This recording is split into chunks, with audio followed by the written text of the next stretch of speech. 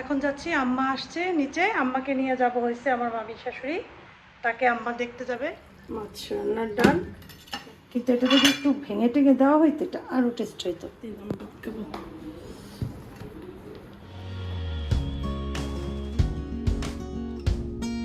আসসালামু আলাইকুম, কেমন আছেন সবাই? Good morning. দেখেন সবে মাত্র বর্ষা হয়ে আসছে,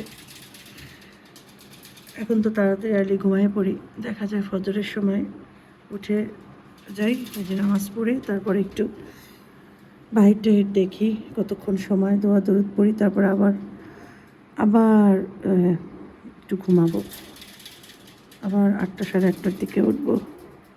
সকাল দেখতে আমার খুব ভালো লাগে, সব সময় সকালটা যে কত সুন্দর।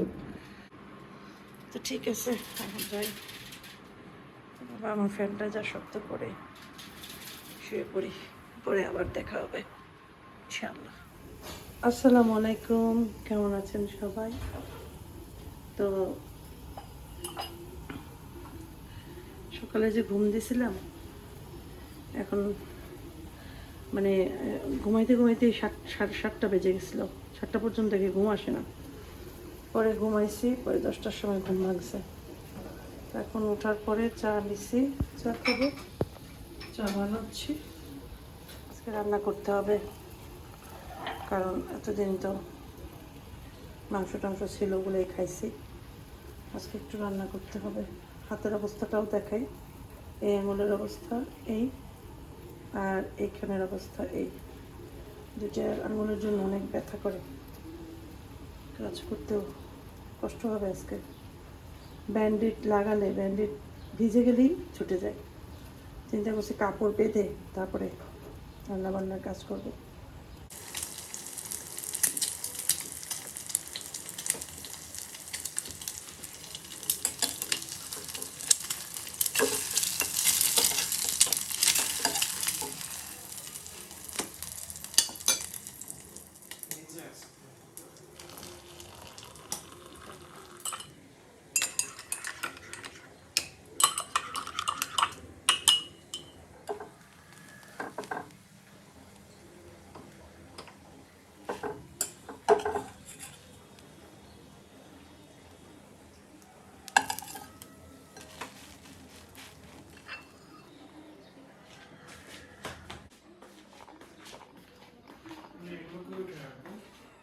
এগুলা ওই সাইড করে, দরকার নেই, আলমারিতে, আলমারিতে বই রেখে দাও, তাহলে আবার নেক্সট ইয়ার। আলমারিতে একদম সাইড করে রেখে দাও, উপরেও রাখতে পারো, না ভিতরেই রাখো, হ্যাঁ ভিতরেই সুন্দর করে পিছন দিয়ে রাখো, যাতে এগুলো বের করতে সুবিধা হয়। এটার তো দরকার নেই, কিন্তু গ্লাস তো যে কোনো সময় বের করতে হবে। না সমস্যা নেই, গ্লাস তো এইভাবে করতে হবে। তুমি তো মাসারে, আমার এখন কাউকে দিব কিছু বের করতে হবে, নিচ তাহলে নিচেরটা এই সামনে দিয়ে রাখবে, আচ্ছা রাখো। সুন্দর আছে।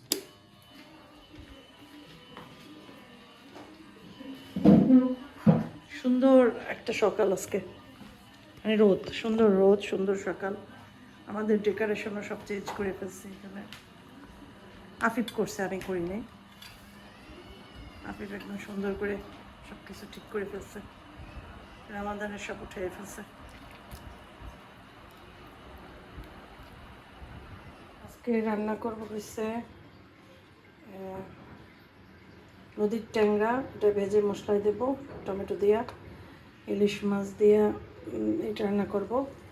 আর এখানে একটু চিকেন নিয়েছি আলু দিয়া, আফিফের জন্য চিকেন, কারণ আফিফ দেখা যাবে এগুলো খাবে না, সেজন্য আমি আফিফের জন্য চিকেন আর এটা, আর এটার ভিতরেও 2-3টা মিষ্টি কুমড়া দিয়ে দেবো চিকেনের ভিতরে, বড় বড়, তো এটাই আফিফ খাবে। তো চলো রান্না শুরু করে দিই। ইলিশ মাছ ছোট ছোট ইলিশ তো অত মজা লাগে না, মানে এই কাটা লাগে, কাটা বেশি লাগে, সেজন্য ভাজা দিয়ে নিই। বড় ইলিশও আছে, কিন্তু বড় ইলিশ এই একদম ভেতরের দিকে আর কুটতে হবে, তো কুটতে তো আমি চাই না, কারণ আমার হাতে ব্যথা, তো এই জন্য আর বড় ইলিশটা নামাইনি, এটা একদম সামনেই ছিল, এই জন্য এই যে নামাইছি। আজকে বড় ইলিশই খাইতে ইচ্ছা করছিল, কিন্তু কোটার ভয়ে ইয়া করি না, আমার হাত এখনও, দেখো এই হাত, এই যে গোটা খাই, এই জায়গাটার অবস্থা হয়েছে এইটা, আর এই জায়গার অবস্থা হয়েছে এইটা, হ্যাঁ। মাছটা হালকা ভাজা দিচ্ছি। এখন এই যে মাছের যে ভাজার তেলটা, এটা দিয়ে মাছটা রান্না করবো। একটু পেঁয়াজ কাঁচাইয়া টাচাইয়া দিচ্ছি তেলটা একদম। মরিচের গুঁড়া, গুঁড়া চিন্তা করলাম আগে এখন আর পানি লাগবে না। আমি একটু ধুয়ে রাখছিলাম তো, দেওয়ার সময় একটু পানি পড়ে গেছে হালকা, ওইটাতেই কষানো কথা। একটু ঢাকা দিয়ে দিই, নরম হোক, কষানো হোক। অনেকক্ষণ কষাইছি, এখন এটা পানি দিতে হবে। যতটুকু ঝোল রাখা হবে ততটুকু, আমি বেশি ঝোল রাখবো না, মাখামাখাই করবো। আর মিষ্টি কুমড়া সিদ্ধ হতে বেশি সময় লাগে না, ঠিক আছে। এটার উপরে মাছ দুটা, আমি অনেক আগে এক জায়গায় গেছিলাম, সেখানে মিষ্টি কুমড়া দিয়ে ওই মাছ রান্না করছে, ইলিশ মাছ। সেই মাছ ঘাটি করে দিছে একদম ঘুটে একদম, এত মজা লাগছিল। কিন্তু কাটা বেছে খেতে খেতে 1.5 ঘন্টা লাগছে, কারণ কাটা ছোট ছোট। আর এই জন্য আমার ওইভাবে খেতে মন চায় খুব, হ্যাঁ। কিন্তু যদি গলায় কাটা বাজে জীবন শেষ। এখন সেই জন্য আমি বলি যে থাক। কিন্তু এটা যদি একটু ভেঙে টেঙে দেওয়া হইতো, এটা আরও টেস্ট হইতো। তো এই ঘ্রাণ, জাস্ট একটু ঘ্রাণ লাগবে। এটা হোক আস্তে আস্তে। এটা এই পাশে ভাতটা বসাই দিই। এটা হলে আফিফের চিকেনটা আগে করবো। মশলা কষানো হয়েছে, চিকেন আলু এগুলো দিয়ে দিলাম, টমেটো কেটে না, ওইটা কষা, এটা পানি দিয়ে দেবো। আর ইলিশ মাছটা তো এটা হচ্ছে, এটা হলে তারপর ট্যাংরা মাছটা করবো। ট্যাংরা মাছটা করবো, ভাত বসাবো, দুইটা পাশাপাশি বসাই দেবো। অরেঞ্জ আপেল রাখলে যদি এরকম হয়ে যায়, তাহলে মনে করবা একদম এগুলো মেডিসিন মুক্ত, মানে ফরমালিন টরমালিন সব কিছু মুক্ত। দেখো, এটা কিন্তু কিনছি 2 দিন আগে, ঠিক আছে। এখনই দেখো এই অবস্থা, ভালো। এদিকে নষ্ট, আমার নষ্টর জায়গা দিয়ে ফেলে দিতে হবে, এই পর্যন্ত ফেললেই হবে। এইটুকু একদম ভালো আছে, পিওর।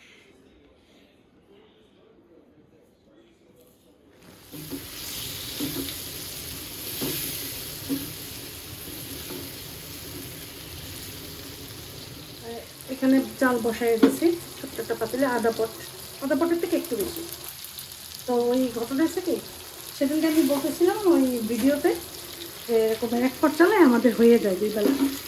পরে আপুটা আবার কমেন্ট করছে 1 পট চালে 2 বেলা হয়ে যায়।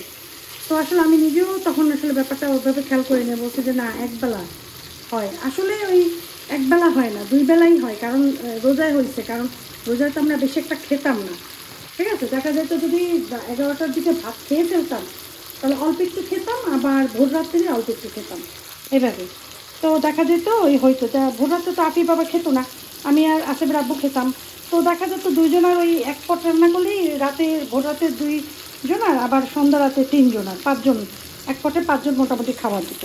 ওই যে বলছি, যেমন এই যে এখন ওই 1.25 পট চাল দিচ্ছি, ওই মেজারমেন্ট কাপে 1.25 কাপ চাল দিচ্ছি। এই ভাত আমরা 3 জনে খেতে পারবো, হ্যাঁ।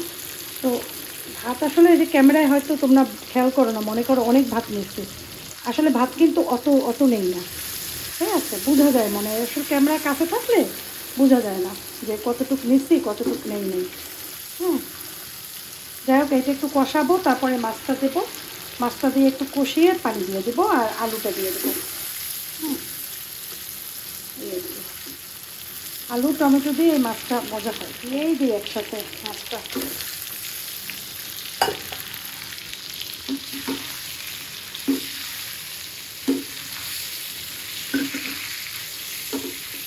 এগুলো অতিরিক্ত কষানোর দরকার নাই, কিচ্ছু নাই। আলুটাও পাশাপাশি দিয়ে দিই, এই যে, হ্যাঁ, আলু দিয়ে একটু পানি একসাথে দিয়ে দিই, একটু পানি লাগবে। আলু কষতে, মানে আলু সিদ্ধ হবে, মাছ হবে। ও, একটা আলু কাটি নেই, কি বলে।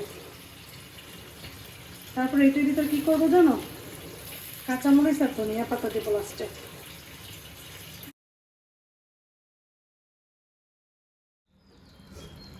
মাছ রান্নার ডাল, ভাতটাও প্যারা বসছে, ভাত হলেই গোসলে যাব। গরমের সময় গোসল করতে অনেক মজা লাগে, তাই না? আজকে পানিটা গরম ছিল, গোসল করতে অনেক ভালো লেগেছে। যাই হোক, এখন নামাজ পড়বো। আর নামাজ পড়তে পড়তে হয়তো আসিফের আব্বু এসেও পড়বে। আসিফের আব্বু আসলেই খাবার দিয়ে দেবো। বেশি বাজে না, ইদানিং সকালে উঠি তো দেখা যায় রান্নাবান্না আর্লি হয়ে যায়, 2টার ভিতরে খাবার দাবার দিয়েও দিতে পারি। এই সময়টা আসলে সকালে উঠলে সময়ের অনেক টান পাওয়া যায়, বরকত পাওয়া যায়। আসলে মনে করো না এটা যে অনেক দিন থাকবে। এই দেখা যাবে সকালে উঠি না, এটা কোনো এক সময় আবার চেঞ্জ হয়ে যাবে। রাতে ঘুম আসবে না, আবার সকালের দিকে ঘুম আসবে, উঠতে উঠতে 11:30 11টা বেজে যাবে। এমন হয় আমার, আবার চেঞ্জ হয়ে যায়।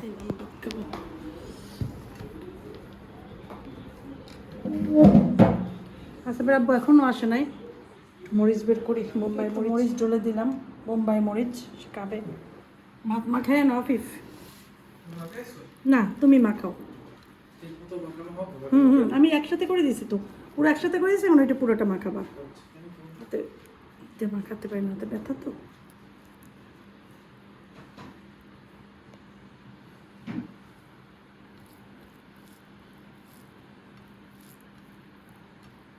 আমার মিষ্টি কুমড়া অনেক পছন্দ।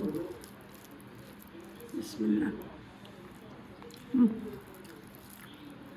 এত ভালো লাগে মিষ্টি কুমড়া, ইলিশ মাছের ঘ্রাণ আসতেছে মিষ্টি কুমড়ার ভিতর থেকে, ওই জিনিসটা আমার খুব ভালো লাগে।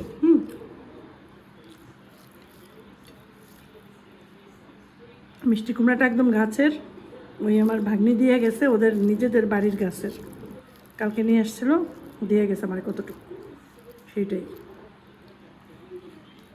সেই মজা। যাই হোক, এখন যাচ্ছি, আম্মা আসছে নিচে, আম্মাকে নিয়ে যাব হয়েছে আমার মামির শাশুড়ি, তাকে আম্মা দেখতে যাবে, ওইখানে যাব, ওইখান থেকে আরেক জায়গায় যাব, তারপর আবার বাসায় আসব। তো ঠিক আছে, চলেন আমরা যাই।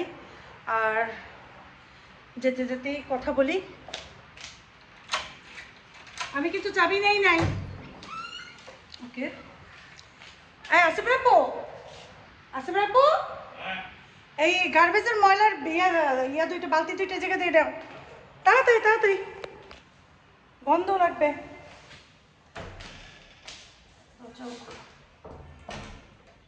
কেউ কোনো কাজ করতে চায় না, সারা কাজ আমার একার করা লাগে। আমার ঘরে কাজ আমি আর আমার আফিফ। আচ্ছা রাখবো, আসছে নিতে। তো আম্মা নিচে দাঁড়ায় আছে অনেকক্ষণ যাবত। আমি আফিফকে একটা স্যান্ডউইচ বানিয়ে দিছি, যেহেতু প্রতিদিন ইফতার করে, এখন তো আর ইফতার টিফতার করা হয় না। স্যান্ডউইচ বানিয়ে দিছি, স্যান্ডউইচ খাবে। যাই হোক, কেমন তাড়াহুড়ো করে কাপড় পরা যায় না, এটা দিকে দিয়ে এদিকে দিতে।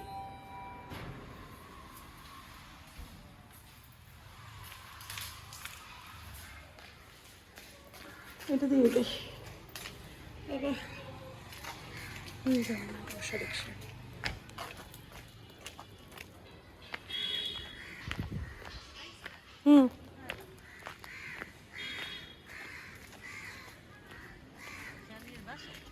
হ্যাঁ, বাসায়।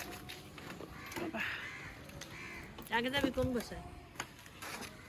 আগে বোতল মারি বাসায় যাই, তারপর চাষির বাসায় যাবো নাকি?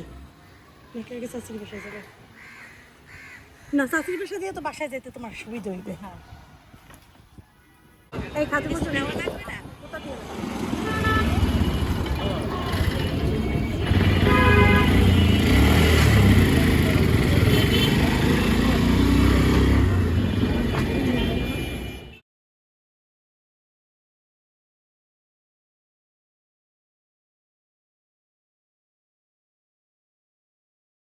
তো যাই হোক, আলহামদুলিল্লাহ আম্মাকে মামার বাসায় নিয়ে গেলাম।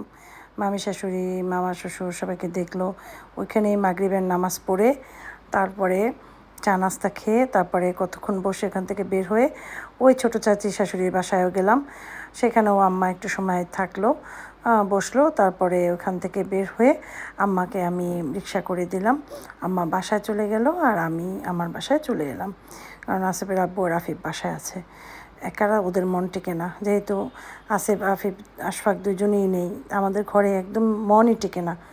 তো আমি চাই যে সবাই ওদের নিয়ে থাকতে, যাতে ওদের মনে কখনো খারাপ না লাগে।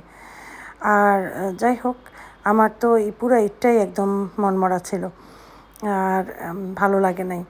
আর এদিকে আম্মাও এখন ওই মানে চায় যে সবাই তার কাছে যাক, তাকে ভালোবাসুক, সবাই তার কাছে থাকুক, এই জিনিসটা আম্মা খুব চায়। তো আমরা যখন আম্মার কাছে যাই আম্মা খুব খুশিতে মানে টাইমটা কাটায়। তো ভাবছি কি আসলে উল্টাপাল্টা জায়গায় টাইম না দিয়ে আমার মা বাবাকে টাইম দিলে সেটা আমার জীবনের একটা ফরজ কাজ হবে। আর আমি একটা সত্যি কথা কি, আমার বাবা মাকে যারা ভালোবাসে আমি তাদের ভালোবাসি। আমার বাবা মার যারা টেলিফোন করে খবর নেয়, খোঁজ নেয়, বা আমার বাবা মার কাছে দেখা করতে যায়, দেখে আসে, আমি তাদেরকে ভালোবাসি। আর যারা এই কাজগুলা তারা আপন মানুষ, যাদেরকে তারা আপন মানুষ মানে সম্পর্কের দিক দিয়ে যারা আপন মানুষ হয়, এই কাজগুলো না করে, তাদেরকে বলার কিছু নাই। শুধু বলার একটা জিনিসই যে এমন মানুষ আমাদের জীবনের দরকার নেই। যে আমার বাবা মাকে ভালোবাসবে না, আমরা তাদের ভালোবাসবো না। এটা আমাদের তিনও ভাই বোনের এই ছোট সময় থেকে এই জিনিসটা। কারণ আমরা কখনো উচ্চ বাক্যে আমার মা বাবার সাথে কথা বলি নাই। আমার মা বাবা যদি দিনকে রাত বলছে, আমরাও বলছি হ্যাঁ হ্যাঁ দিন রাত রাত।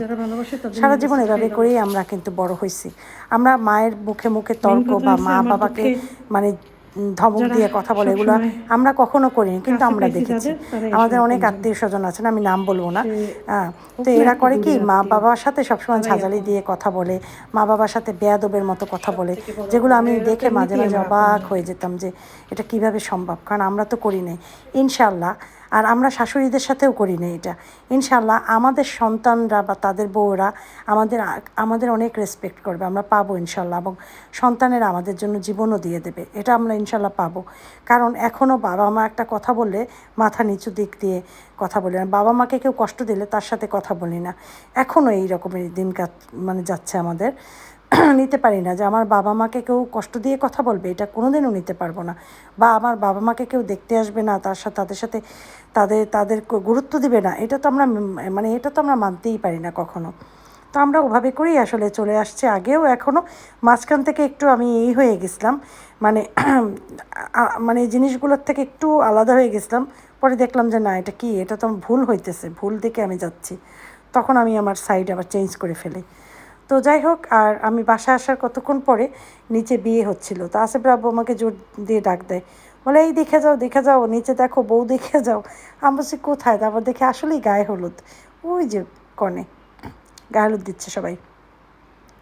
আমাদের বাসা একদম পেছনের দিকে, নিচে একটা টিনের ঘর, ওই ঘরেই সম্ভবত। তো ভালোই লাগলো, এখানে মিউজিক হচ্ছিলো, সেজন্য আমি আর দেই নেই, সাউন্ডটা দেই নেই। যাই হোক, এই ছিল কথা আমার আজকের বলা। আর ভিডিও এই পর্যন্তই। কেমন লাগলো আজকের ভিডিওটা কমেন্ট করে জানাবে। আজকে তেমন কিছু দেখাতে পারিনি, সেজন্য অনেক দুঃখিত। কালকে ইনশাল্লাহ একটা ভালো ভ্লগ নিয়ে আসবো আশা করছি। সেই পর্যন্ত সবাই ভালো থাকো, সুস্থ থাকো, সবার জন্য অনেক অনেক দোয়া রইল। মা আসসালামা।